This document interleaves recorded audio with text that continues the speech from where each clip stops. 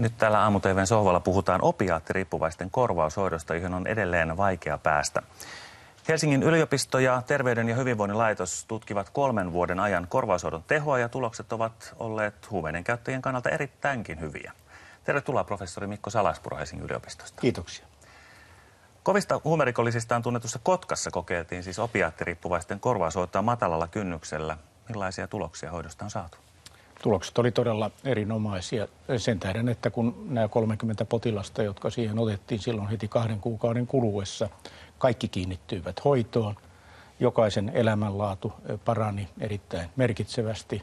Ihmissuhteet paranivat, rikollisuus väheni, huumeiden käyttö väheni. Ja voidaan sanoa, että myös perhesuhteet parani. Tämä oli erittäin merkittävä havainto ja nämä jatkui aina koko 3 vuoden ajan ja seurannassa pysyi yli 80% näistä potilaista. Olivatko nämä tulokset yllätyksellisiä? Ne ehkä siinä mielessä yllätyksellisiä, että kun kaikki aikaisempi kansainvälinen tutkimus on liittynyt heroiinin väärinkäyttäjiin ja tässä tapauksessa ensimmäisen kerran oli sitten näitä Subuteksin väärinkäyttäjiä. Ja me voitiin todeta, että sama hoitomenetelmä toimii ihan yhtä hyvin myös näillä Subuteksin väärinkäyttäjillä.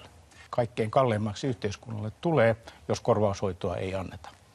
Ja silloin kun korvaushoitoon mennään, niin säästöjä tulee monella puolella, terveydenhuoltopuolella, oikeuslaitoksessa, poliisitoiminnassa, puhumattakaan sitten aina ihmisten läheisistä ja siitä, minkälainen katastrofi ja vaikea tuhoava sairaus tässä on kyseessä.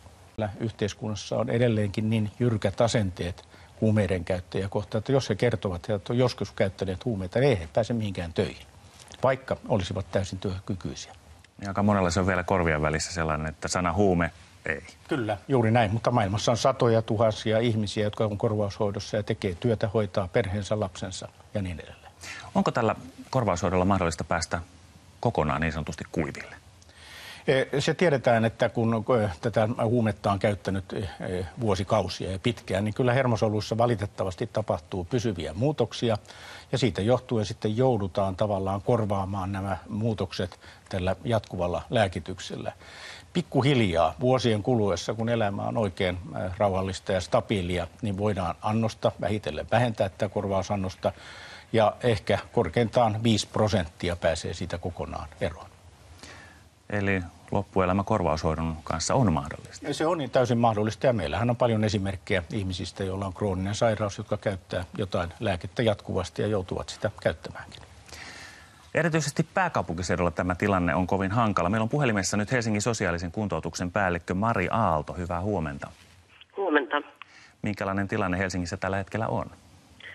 No Helsingissä toki hoitoon jonottavia niin tulee kuukausittain 15-20 lisää ja jonoa on, mutta hoitotakuun piirissä, eli puolen vuoden hoitotakuun piirissä, niin on kuitenkin kyetty vastaamaan ja osoittamaan asiakkaalle hoitopaikka. Kuinka helposti pääsee korvaushoitoon?